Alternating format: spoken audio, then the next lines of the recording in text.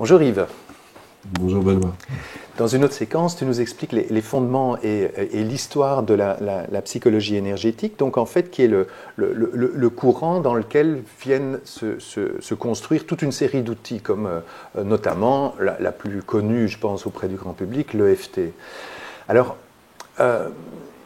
souvent, on entend parler d'EFT comme si ça pouvait, ou c'est même souvent présenté comme ça, ou parfois présenté comme ça, comme si c'était des méthodes miracles qui suffiraient d'aller, de subir je ne sais quelle technique par je ne sais quel technicien, et que tous nos problèmes seraient résolus. Donc je voulais un peu que tu clarifies les choses sur ce plan-là. Ok, donc ça vient en partie de Gary Craig. Gary Craig qui a créé, on va dire, l'EFT, Emotional Freedom Techniques. Parce que Gary Craig, sa devise, c'est Try it on everything, donc essayez-le sur tout.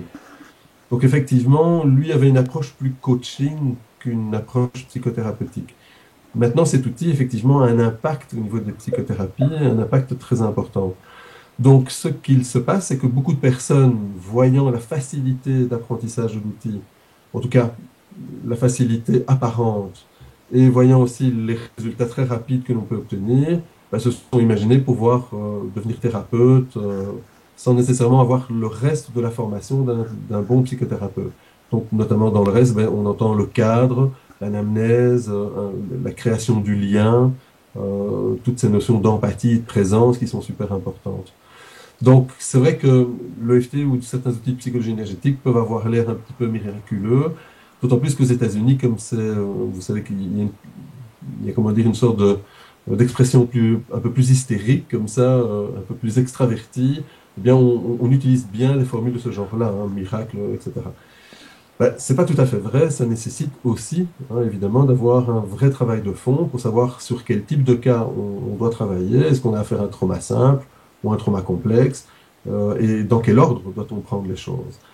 Et forcément, moi je ne peux encourager les thérapeutes en EFT ou dans d'autres outils de se faire superviser. Ça participe évidemment d'un bon apprentissage de l'outil, mais aussi de la pratique professionnelle.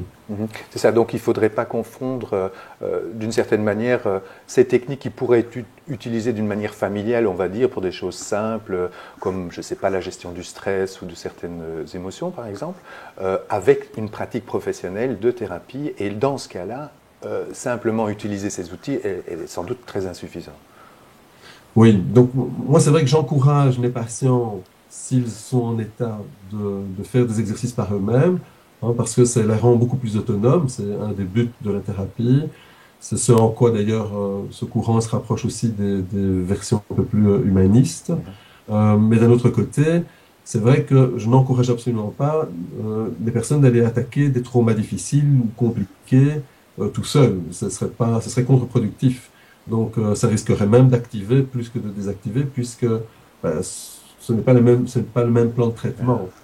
Donc, effectivement, je pense qu'un bon cadrage professionnel est très important et certainement de supervision aussi. Ok, merci pour ces éclaircissements salutaires, je pense, Yves. C'est à toi. Merci.